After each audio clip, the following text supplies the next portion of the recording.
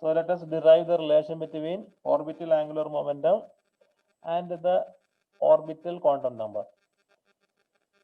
Okay. So what is capital L? Capital L is orbital angular momentum, which is a quantized quantity according to Bohr postulate. Integral multiple of h by 2 pi. Capital L. And L, we know what is L is 0, 1, 2, 3, etc. up to n minus 1. Small l. So how these are related? This is orbital quantum number, and this is this is capital L is orbital angular momentum, and the small l is orbital angular momentum quantum number. So there is a connection between this L equal to root of L in L plus 1 h cross. That relation can be obtained by looking into the radial part of the equation. So this is the radial Schrodinger equation. Radial part of the Schrodinger equation. 1 by r square dou by dou r square dr by dr plus 2 mu by h cross square e minus v minus L into L plus 1 by r square into capital R equal to 0. This is the radial equation or radial part of the Schrodinger equation. Okay. Now, in this equation, what is this E and V? E is the total energy and V is the potential energy. So what is actually E minus V? E minus V is actually total energy minus potential energy, which is the Kinetic energy. kinetic energy. Okay. So this is the kinetic energy. So total energy is the sum of potential energy and kinetic energy. So you can put a T, capital T, or kinetic energy. Let me put it as Ke itself. Or I can put a T. Which you prefer? T. Can I put T? Or let it be kinetic energy. Or let us represent it as capital T. Okay. So E equal to T plus V. So T is the kinetic energy. Let us represent kinetic energy by T. Now actually this total energy, total kinetic energy is actually, T is actually consists of two parts. You consider the motion of the electron around the atom, that is circular motion, and what I described in the last class, which is the radial motion. So electron moves in circular orbit as well as electron moves in radial direction during the absorption and emission. So total kinetic energy is actually, you can divide into two parts. One is T radial and plus T orbital. Is that clear? Kinetic energy is actually the sum of two parts. One is the rotation around the nucleus. One is radial movement along the radius direction. When it changes from one orbit to another orbit, during excitation or de-excitation, it has some radial movement, which is a very important thing.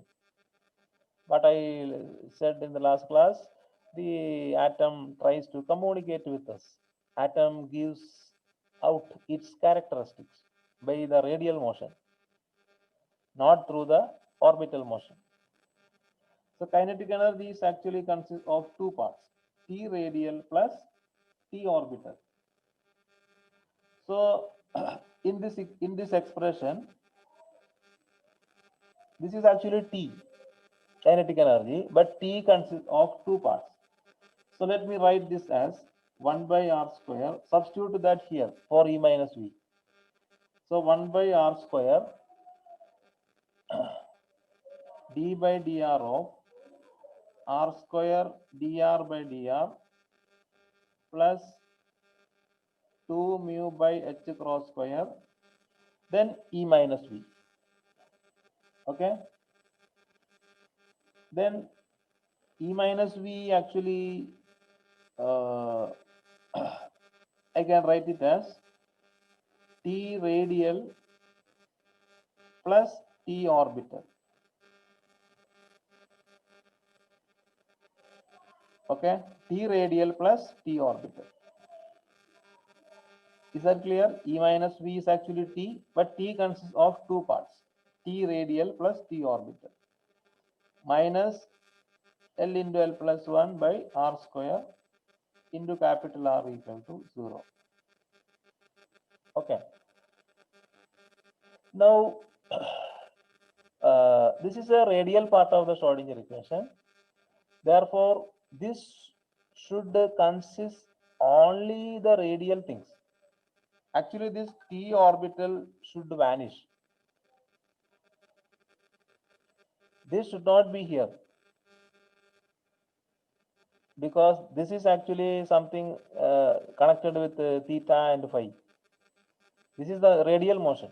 Sorry, this T orbital represents the rotational motion, orbital kinetic energy. This should actually vanish. Okay. So because this is a radial equation should consist only of radially moving things, radial variables. Okay, is that idea clear? This should vanish somehow. This should disappear, T orbital. So that can be done like this. Is the idea clear? So this term now change for the first term. Then 2 mu by h cross square I can take outside. Then T radial plus T orbital. I have taken this 2 mu by h cross square outside. Then minus this will come here, h cross square by 2 mu. Then only the same term comes. Then L into L plus 1 by R square into capital R equal to 0. Okay. Now this is an essential condition, that is the equation radial parameters മാത്രമേ പാടുള്ളൂ. അപ്പോൾ ഈ സംഭവം എങ്ങനെയെങ്കിലും vanish ചെയ്യണം, T orbital. നമ്മളിതിനെ വെറുതെ equal to 0 എന്ന് ഇടാൻ പറ്റില്ല, കാരണം അത് ഓർബിറ്റൽ മോഷൻ ഉണ്ട് അതിന്. അപ്പൊ നമ്മൾ ഈ ടൈമിനെ നോക്കിയേ, ഈ ടൈമിനെ നോക്കുമ്പോൾ ഇതിൽ എൽ ഉണ്ട്, എല്ലും എൽ പ്ലസ് വൺ ഒക്കെ. അത് ആക്ച്വലി നമ്മുടെ റൊട്ടേഷണൽ മോഷൻ ഫൈ സോൾവ് ചെയ്തപ്പോൾ വന്നതാണ്. ഫൈയുടെ റിസൾട്ട് ആയിട്ടാണ് ഈ എൽ ആക്ച്വലി ഫൈനെ റെപ്രസെന്റ് ചെയ്യണം. അപ്പൊ നമുക്കൊരു കാര്യം ചെയ്യാം, ഈ ടേം രണ്ടും കൂടെ 0 ആക്കിയിട്ട് എടുക്കാം. അതായത് ഈ ടി ഓർബിറ്റൽ ഈക്വൽ ടു ഇതായാൽ മതി. അപ്പൊ നമ്മുടെ ഈ പറഞ്ഞ കണ്ടീഷൻ ട്രൂ ആയി. ഇത് മൊത്തം വാനിഷ്, ഇത് രണ്ടും കൂടെ വാനിഷ് ചെയ്ത് പോയാൽ മതി. This is equal to this ആണെങ്കിൽ നമുക്ക് ഈ T orbit equal to this ആണെങ്കിൽ നമുക്ക് ടി റേഡിയൽ മാത്രമേ ഇവിടെ പിന്നെ ഉണ്ടാവുള്ളൂ. അപ്പൊ നമ്മുടെ കണ്ടീഷൻ അച്ചീവ് ചെയ്തു. ഈ ഐഡിയ ക്ലിയർ ആണോ? അതായത് കൈനറ്റിക് എനർജിക്ക് രണ്ട് പാർട്ട് ഉണ്ട്, ഓർബിറ്റലും റേഡിയൽ പാർട്ടും ഉണ്ട്. രണ്ടു തരം മോഷൻ ഉണ്ടല്ലോ, അതിങ്ങനെ കറങ്ങണമുണ്ട്, റേഡിയലി മൂവ് ചെയ്യുന്നുണ്ട്. രണ്ടിനും കറസ്പോണ്ടിങ് ആയിട്ട് കൈനറ്റിക് എനർജി ഉണ്ട്. അപ്പൊ നമ്മൾ കൈനറ്റിക് എനർജി ആക്ച്വലി അങ്ങനെ ഇടണം, രണ്ടും ഇടണം. പക്ഷെ ഇതിൽ വരാൻ പാടില്ല, കാരണം ഇത് റേഡിയൽ വേവ് ഇക്വേഷൻ ആയതുകൊണ്ട് ഈ ഓർബിറ്റൽ ടേം ഇതിൽ നിന്ന് പോകണം. അത് പോകണമെങ്കിൽ ആകെ ഒരു ഓപ്ഷൻ ഉള്ളൂ, ഇത് രണ്ടും കൂടെ നമ്മൾ ഈക്വൽ ആയാൽ മതി. ടി ഓർബിറ്റൽ ഈക്വൽ ടു ഇതാണെങ്കിൽ അപ്പൊ നമുക്ക് ഈ രണ്ടും കൂടെ കമ്പൈൻ ചെയ്തിട്ട് 0 എന്ന് ഇടാം. അപ്പൊ നമുക്ക് ഈ ടേം മൊത്തം ഇതിൽ നിന്ന് പൊക്കോളും. ഇത് പോകുമ്പോ ഇതും കൂടെ പോകുന്നു മാത്രം, അതുകൊണ്ട് കുഴപ്പമില്ല. ഓക്കെ. സോ നമ്മൾ അപ്പൊ ഇതിനെന്ത് ചെയ്യാം, ഇതിൽ നിന്ന് നമുക്ക് കിട്ടുന്ന കണ്ടീഷൻ ഇതാണ്, T orbital equal to h cross square by 2 mu L into L plus 1 by R square എന്ന് കിട്ടും. ക്ലിയർ ആണോ? ഈ ഐഡിയ ക്ലിയർ ആണോ?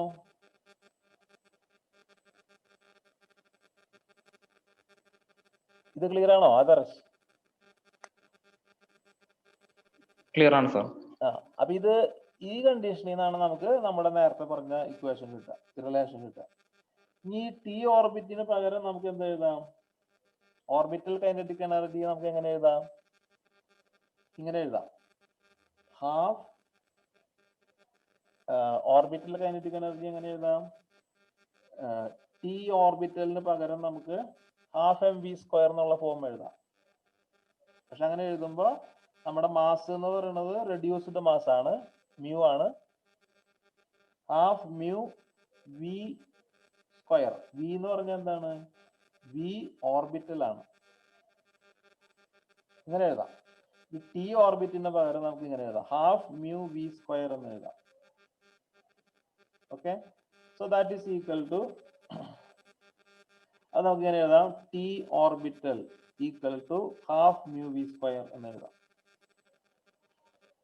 പക്ഷെ നമുക്ക് ഈ ഓർബിറ്റൽ ആംഗുലർ മൊമെന്റത്തിന്റെ എക്സ്പ്രഷൻ നമുക്കറിയാം അല്ലെ? എൽ ഈക്വൽ ടു എന്താണ്? എം വി ആർ അല്ലെ? അതായത് മ്യൂ വി ഓർബിറ്റൽ ആർ. ഇങ്ങനെ എഴുതാം. L equal to M V R equation അറിയാലോ, R cross P. R cross P, പിക്ക് പകരം mu into V. So L equal to reduced mass into velocity into radius. Okay, ഇതിൽ നിന്ന് നമുക്ക് ഈ V ഓർബിറ്റിന് പകരം ഇവിടെ സബ്സ്റ്റിറ്റ്യൂട്ട് ചെയ്യാം.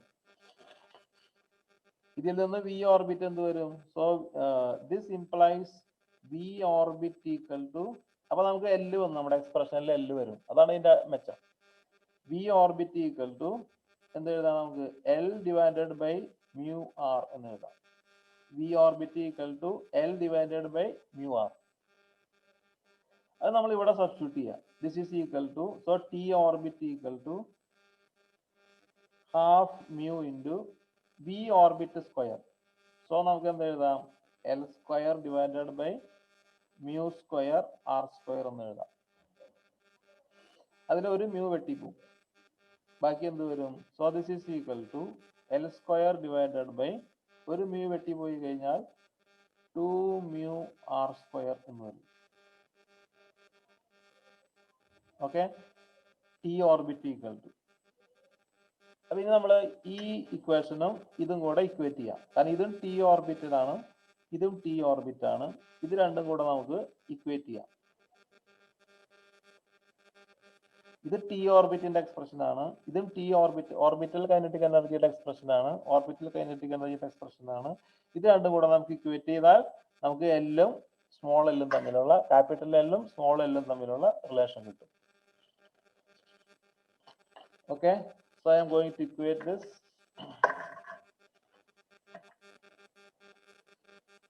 So one is L square divided by 2 mu r square. ഇത് L square divided by 2 mu r square. മറ്റേത് ഇത്. This is equal to h cross square by 2 mu L into L plus 1 divided by r square. രണ്ടാമത്തെ ഇത്. Okay, അത് രണ്ടും കൂടെ equate ചെയ്ത് കഴിഞ്ഞാൽ നമുക്ക് എന്ത് കിട്ടും നോക്കാം. വെട്ടിക്കളയാം. കോമൺ ആയിട്ടുള്ള 2 മ്യൂ രണ്ട് സൈഡിലും വെട്ടിപ്പോയി. ഓക്കെ, ആർ സ്ക്വയറും വെട്ടിപ്പോയി. 2 മ്യൂ ആർ സ്ക്വയർ ഡിനോമിനേറ്റർ മൊത്തം പോയി. So L square equal to എന്ത് കിട്ടും? L into L plus 1 H cross square എന്ന് കിട്ടും. Or L equal to root of L into L plus 1 H cross എന്ന് കിട്ടും.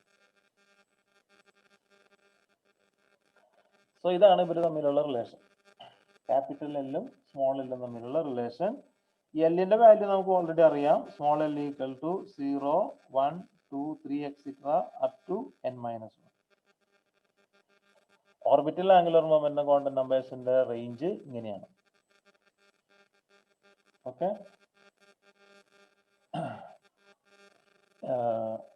ഇതിൽ നിന്നാണ് നമ്മൾ ഇതിനെ SPDF, L equal to 0 S, ഇതിനെ P, ഇതിനെ D, F അങ്ങനെയൊക്കെ വിളിച്ചത്. ഓക്കെ, എസിന്റെയും പിയുടെയും ഡിയുടെയും ഒക്കെ ഫുൾ ഫോം നമ്മൾ നേരത്തെ പറഞ്ഞതാണ്. എസ് എന്ന് പറഞ്ഞാൽ sharp, principal, diffuse, fundamental, GH etcetera അങ്ങനെ പറയും. അതിന് ഫുൾ ഫോം ഒന്നും പ്രത്യേകിച്ചില്ല. ഓക്കെ. ഇനി ഇത് നിങ്ങൾ അഫ്ബോ പ്രിൻസിപ്പിൾ ഒക്കെ പ്രകാരം പഠിച്ചിട്ടുണ്ടായിരിക്കും. ഇതെങ്ങനെയാണ് ഇലക്ട്രോൺ ആറ്റത്തിൽ ഫില്ല് ചെയ്ത് പോണേന്ന് നിങ്ങൾ പഠിച്ചിട്ടുണ്ടാവും അല്ലേ? ഞാനൊന്ന് ഇവിടെ ജസ്റ്റ് ഇവിടെ വരയ്ക്കാം, ഒരു ടേബിൾ പോലെ വരയ്ക്കാം. നമ്മുടെ എന്നിന്റെ വാല്യൂ, പ്രിൻസിപ്പൽ ക്വാണ്ടം നമ്പറിന്റെ വാല്യൂ, എന്നിന്റെ വാല്യൂ പോസിറ്റീവ് ആയിരിക്കും. 1 2 3 4 എക്സെട്ര അങ്ങനെ പോവും. ഓക്കെ. അപ്പൊ അങ്ങനെയാണെങ്കിൽ എല്ലിന്റെ വാല്യൂ ആണ് നമ്മൾ ഇനി ഇതിൽ എഴുതാൻ പോണേ, എൽ. അപ്പൊ n ഈക്വൽ ടു 1 ആവുമ്പോൾ എല്ലിന്റെ വാല്യൂ എന്തായിരിക്കും? എൽ ഈക്വൽ ടു 0 മാത്രമേ ഉണ്ടാവുള്ളൂ അല്ലേ? കാരണം n-1 വരെ പോകാൻ പറ്റുള്ളൂ. അപ്പോൾ 1 - 1 വരെ അത് 1 - 1 അവസാനിക്കും, അതായത് 0 തന്നെ അവസാനിക്കും. അതിനെയാണ് നമ്മൾ സാധാരണ എന്ന് പറയാ 1s സ്റ്റേറ്റ് എന്ന് പറയാം, 1s. Okay. n equal to 2 ആവുമ്പോഴോ n ഈക്വൽ ടു 2 ആവുമ്പോൾ l ഈക്വൽ ടു 0 ഉം 1 ഉം ഉണ്ടാവും. അപ്പൊ അതിനെ നമ്മൾ എന്ത് പറയും? 2s 2p സ്റ്റേറ്റ് എന്ന് പറയും. ഓക്കെ. n ഈക്വൽ ടു 3 ആവുമ്പോൾ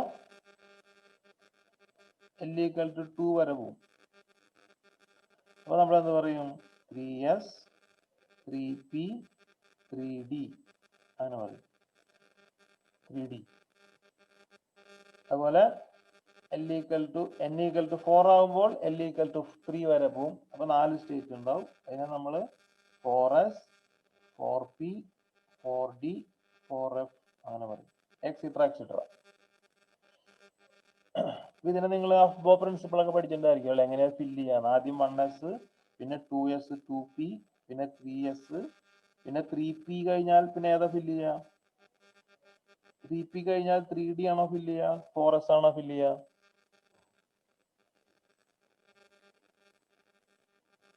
3D.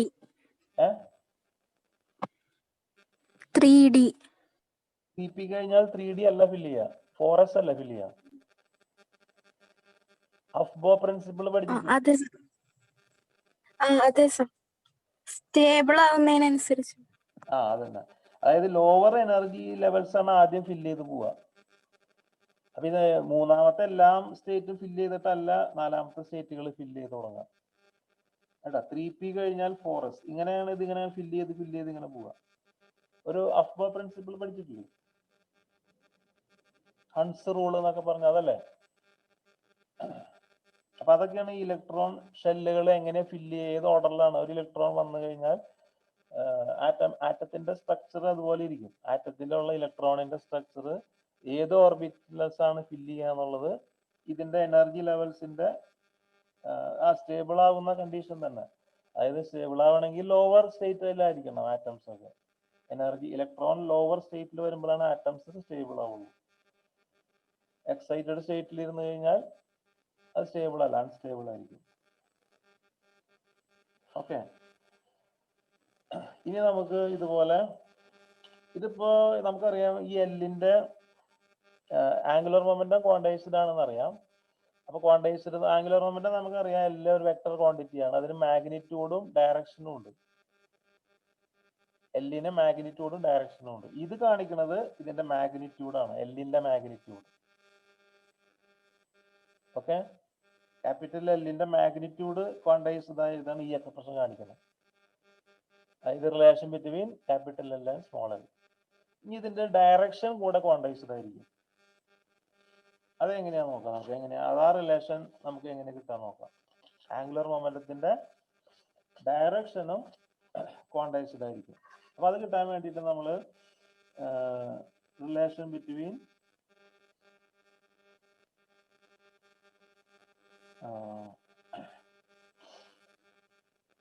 L Z and M L. ഈ എൽ ഇസഡ് എന്താന്ന് ഞാൻ പറയാം. നമ്മുടെ ക്യാപിറ്റൽ എല്ലിന്റെ ഇസഡ് ഡയറക്ഷനിലുള്ള കമ്പോണന്റ് ആണ് എൽ ഇസഡ്. എന്താണ് ഇസഡ് ഡയറക്ഷന്റെ പ്രത്യേകത എന്ന് വെച്ചാൽ വേറെ ഒന്നുമില്ല.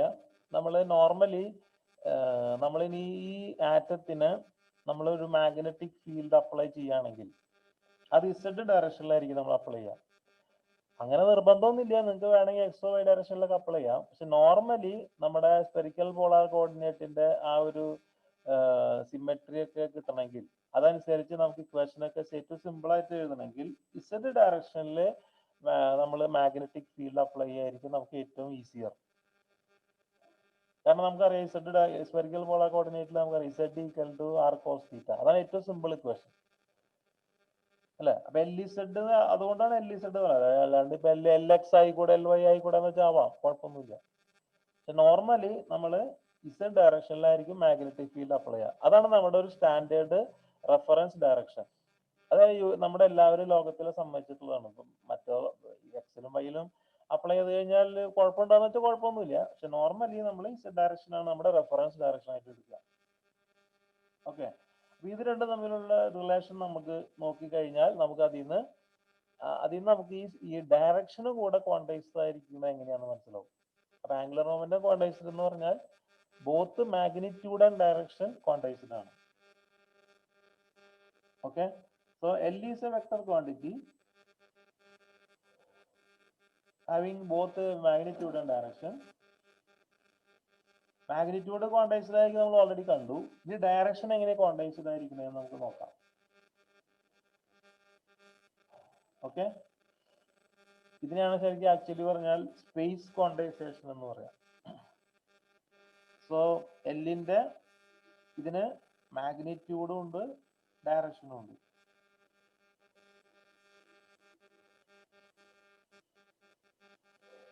ഓക്കെ, ഈ ഡയറക്ഷൻ ഇത് ക്വാണ്ടൈസ്ഡ് ആയിരിക്കും, രണ്ടും ക്വാണ്ടൈസ്ഡ് ആയിരിക്കും, മാഗ്നിറ്റ്യൂഡും ക്വാണ്ടൈസ്ഡ് ആണ്, ഡയറക്ഷനും ക്വാണ്ടൈസ്ഡ് ആണ്. ഈ ഡയറക്ഷൻ ക്വാണ്ടൈസ് ചെയ്ത് കഴിഞ്ഞാൽ നമ്മൾ എന്ത് പറയാ, സ്പേസ് ക്വാണ്ടൈസേഷൻ എന്ന് പറയാം. കഴിഞ്ഞ കൊല്ലം ക്വസ്റ്റിന് വന്ന് സാർ ഇത് ചോദിച്ചിട്ടുണ്ടായിരുന്നോ, ഈ സ്പേസ് ക്വാണ്ടൈസേഷൻ എന്താണെന്ന് ചോദിച്ചിട്ടുണ്ടായിരുന്നോ? ഓർക്കുണ്ടോ അറിയില്ല. ഓക്കെ, അപ്പൊ നമുക്കറിയാം, നമ്മൾ ഓൾറെഡി നമ്മുടെ ഫൈയുടെ എക്സ്പ്രഷൻ നമുക്കറിയാം. അതായത് നമ്മുടെ ക്യാപിറ്റൽ ഫൈ ഓഫ് ഫൈ എന്ന് പറഞ്ഞാൽ ഇതായിരുന്നു 1/√2π e⁻⁴ i ml ഫൈ എന്നായിരുന്നു. ഓർക്കില്ലേ, വേവ് ഫംഗ്ഷന്റെ ഫൈ കമ്പോണന്റ് ഇങ്ങനെയായിരുന്നു, phi equal to 1/√π e⁻⁴ i ml phi എന്നായിരുന്നു. ഇതിന് ഒരു പ്രാവശ്യം ഡിഫറൻഷിയേറ്റ് ചെയ്താൽ നമുക്ക് എന്ത് കിട്ടും? ഒരു പ്രാവശ്യം ഒന്ന് ഡിഫറൻഷിയേറ്റ് ചെയ്ത് with respect to phi, that is doh phi by doh small phi. എന്ത് കിട്ടും? ഈ കോൺസ്റ്റന്റ് അങ്ങനെ തന്നെ വരും, e⁻⁴ അങ്ങനെ തന്നെ വരും. പിന്നെ നമ്മൾ ഇതിന്റെ പവറിൽ ഡിഫറൻഷിയേറ്റ് ചെയ്യുമ്പോൾ എന്ത് വരും? i ml എന്ന് വരും, i ml. പിന്നെ ഇത് തന്നെ വരും, ബാക്കിയുള്ളതെല്ലാം കൂടെ കൂട്ടുമ്പോൾ നമ്മുടെ ക്യാപിറ്റൽ ഫൈ തന്നെയായിരിക്കും. Okay, i ml into capital phi ml എന്ന് വരും. ഓക്കെ, ഇതിനെ നമ്മൾ രണ്ട് സൈഡിലും മൈനസ് ഐ എച്ച് ക്രോസ് കൊണ്ട് മൾട്ടിപ്ലൈ ചെയ്യാം. So minus I H cross doh phi by doh phi equal to, ഇവിടെ എന്ത് വരും? മൈനസ് ഐ സ്ക്വയർ വരും, അത് +1 ആണ് അല്ലെ. Minus I square then ml H cross എന്ന് വരും, ദെൻ ക്യാപിറ്റൽ ഫൈ വരും. ഓക്കെ, സോ ഇത് 1 ആയിട്ട് പോവും. So right side becomes ml H cross capital phi എന്ന് വരും. ഇനി ഇതില് ഈ സംഭവം, അതായത് ഞാനിപ്പോ ഇവിടെ ഒരു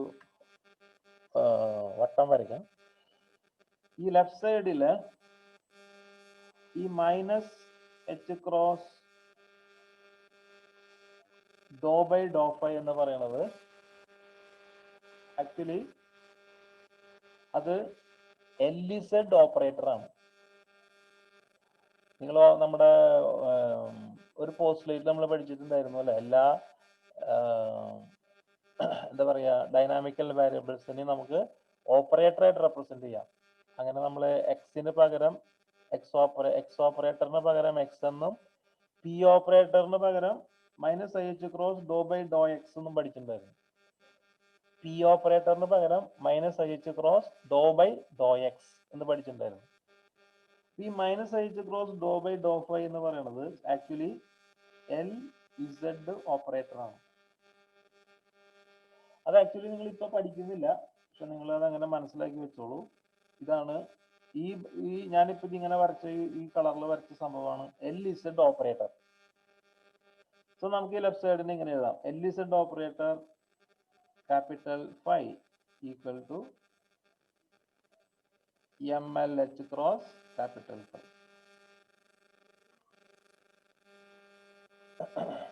അപ്പൊ ഇത് നിങ്ങൾ ജസ്റ്റ് മനസ്സിലാക്കി വെക്കുക. ഇപ്പൊ നിങ്ങൾ ഇത് പഠിക്കണില്ല, പി ജിക്കൊക്കെ പഠിക്കും. ഈ എഴുതിയിട്ടുള്ള സംഭവം എൽഇസഡ് എന്ന് പറയുന്ന ഓപ്പറേറ്റർ ആണ്.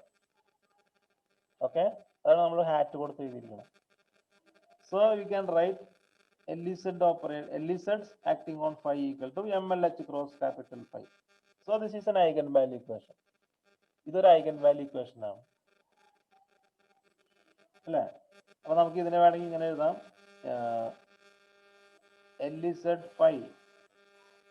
LZ ഓപ്പറേറ്റർ ഈക്വൽ ടു, നമുക്ക് എന്തെന്ന് എഴുതാം, ഇതാണ് ഇതിന്റെ ഐഗൻ വാല്യൂ. വേണമെങ്കിൽ ഇങ്ങനെ എഴുതാം, LZ phi എന്ന് എഴുതാം. ഇവിടെ ഓപ്പറേറ്റർ ഇല്ല കേട്ടോ, ഇത് രണ്ടും വ്യത്യാസമുണ്ട്. ഇത് ഓപ്പറേറ്റർ ആണ്, ഇത് ഐഗൻ വാല്യൂ ആണ്. ഇത് ഐഗൻ വാല്യൂ ഇക്വേഷൻ പോലെയാണ്, കാരണം ഈ സംഭവം LZ ആണ്. മനസ്സിലായോ? അപ്പൊ നമുക്ക് ഇതിൽ നിന്ന് എന്ത് എഴുതാം, LZ ഈക്വൽ ടു, ഇത് രണ്ടും കമ്പയർ ചെയ്ത് കഴിഞ്ഞാൽ LZന്റെ ഐഗൻ വാല്യൂ ഇക്വേഷൻ ഇതാണ്, നമുക്കിപ്പോ ഇവിടെ ഇങ്ങനെ കിട്ടി. അപ്പൊ ഇത് രണ്ട് കമ്പയർ ചെയ്ത് കഴിഞ്ഞാൽ നമുക്ക് എന്തെന്ന് എഴുതാം, LZ equal to MLH cross എന്ന് എഴുതാം. Okay, where ML equal to നമുക്കറിയാം 0 plus or minus 1 plus or minus 2 etcetera plus or minus L എന്ന് എഴുതാം. 2L plus 1 ML values. ഈ ഓപ്പറേറ്റർ സിമ്പിൾ ഇടുമ്പോൾ ശ്രദ്ധിച്ച് എഴുതണം കേട്ടോ. ഇവിടെ ഓപ്പറേറ്റർ ഇടരുത്. ഓപ്പറേറ്റർ എന്ന് പറഞ്ഞാൽ അബ്സ്ട്രാക്ട് ആണ്, ഇത് ഐഗൻ വാല്യൂ ആണ്. ഐഗൻ വാല്യൂ, ഈ ഓപ്പറേറ്ററിന്റെ ഐഗൻ വാല്യൂ ആണ് LZ. നമുക്ക് ഇതിൽ നിന്ന് കമ്പയർ ചെയ്ത് കഴിഞ്ഞാൽ MLH ക്രോസ് എന്ന് കിട്ടും. ഓക്കെ, അപ്പൊ ഈ ML എന്ന് പറഞ്ഞാൽ ആക്ച്വലി ഈ എല്ലിന്റെ ആംഗുലർ മൊമെന്റത്തിന്റെ Z കമ്പോണന്റിനെ റെപ്രസെന്റ് ചെയ്യുന്നു. അതായത് ആംഗുലർ മൊമെന്റത്തിന്റെ ഓറിയന്റേഷൻ ഇൻ സ്പേസിനെ റെപ്രസെന്റ് ചെയ്യുന്നു. ഇതുകൊണ്ട് എന്താണ് ആക്ച്വലി ഉദ്ദേശിക്കുന്നത്? ഇതാണ് സ്പേസ് ക്വാണ്ടൈസേഷൻ. ഈ സ്പേസ് ക്വാണ്ടൈസേഷൻ കൊണ്ട് എന്താണ് ആക്ച്വലി ഉദ്ദേശിക്കണേന്ന് ഞാൻ നിങ്ങളെ വരച്ച് കാണിച്ചു തരാം. ഓക്കെ, നമ്മളൊരു എക്സാമ്പിൾ എടുക്കുക. ഓക്കെ, അതായത് L equal to small L equal to, ഇവിടെ ഈ സ്മോൾ L ഇല്ലേ, ഈ Lന് നിങ്ങളൊരു എക്സാമ്പിൾ എടുക്കുക. അതിൽ നിന്നാണ് നമുക്ക് ML ചൂസ് ചെയ്യാൻ പറ്റുള്ളൂ. കാരണം ഈ Lന്റെ 2L പ്ലസ് 1 വാല്യൂസ് ആണ് ML. അപ്പൊ നമ്മളൊരു എക്സാമ്പിൾ എടുക്കുക. L equal to actually 0 start ചെയ്യും, 1 0 1 2 3 എക്സെട്ര. നമ്മൾ L ഈക്വൽ ടു 2 എന്ന് എടുക്കുക എക്സാമ്പിൾ. ഓക്കെ, അപ്പൊ ML വാല്യൂസ് ഏതൊക്കെയാണ്? ML values L equal to 2 ആണെങ്കിൽ ML വാല്യൂസ് ഏതൊക്കെയാണ്? -2, അതായത് 2L പ്ലസ് 1 5 വാല്യൂസ് ഉണ്ടാവും. 2 × 2 + 1 5 വാല്യൂസ്. -2 -1 ഡിഫറിംഗ് ബൈ യൂണിറ്റി കേട്ടാ, 0 1 2 ഇങ്ങനെ 5 വാല്യൂസ് ഉണ്ടാവും MLന്. അതായത് 2L plus 1 equal to 5 5 values ഉണ്ട് കേട്ടോ, 5 ML വാല്യൂസ് ഉണ്ടാവും. അപ്പൊ എന്താണ് ഈ 5 ml വാല്യൂസ് ഉദ്ദേശിക്കുന്നത്? ഈ 5 ml വാല്യൂസ് ആണ് ആക്ച്വലി സ്പേസ് ക്വാണ്ടൈസേഷനെ റെപ്രസെന്റ് ചെയ്യണം. ഞാൻ നിങ്ങളൊരു ഫിഗർ വരച്ചിട്ട് കാണിച്ചു തരാം.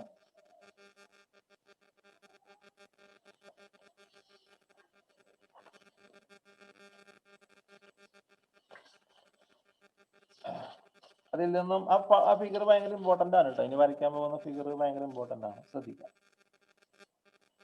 ഇത് ആക്ച്വലി നമ്മൾ മാഗ്നറ്റിക് ഫീൽഡ് അപ്ലൈ ചെയ്യുമ്പോഴാണ് ഇത് ഈ സ്പേസ് ക്വാണ്ടൈസേഷൻ കാണാൻ പറ്റുള്ളൂ. എക്സ്റ്റേണലി നമ്മൾ ആറ്റത്തിന് മാഗ്നറ്റിക് ഫീൽഡ് അപ്ലൈ ചെയ്യണം, അല്ലെങ്കിൽ നമുക്ക് സ്പേസ് ക്വാണ്ടൈസേഷൻ കാണാൻ പറ്റൂല. അതെന്തുകൊണ്ടാണെന്ന് ഞാൻ പറയാം. ഡീജനറേറ്റ് സ്റ്റേറ്റ്സ് ആണ്. ഡീജനറേറ്റ് ആയിട്ട് അവരങ്ങനെ ഒന്നിച്ചിങ്ങനെ ഇരിക്കും എല്ലാവരും കൂടെ.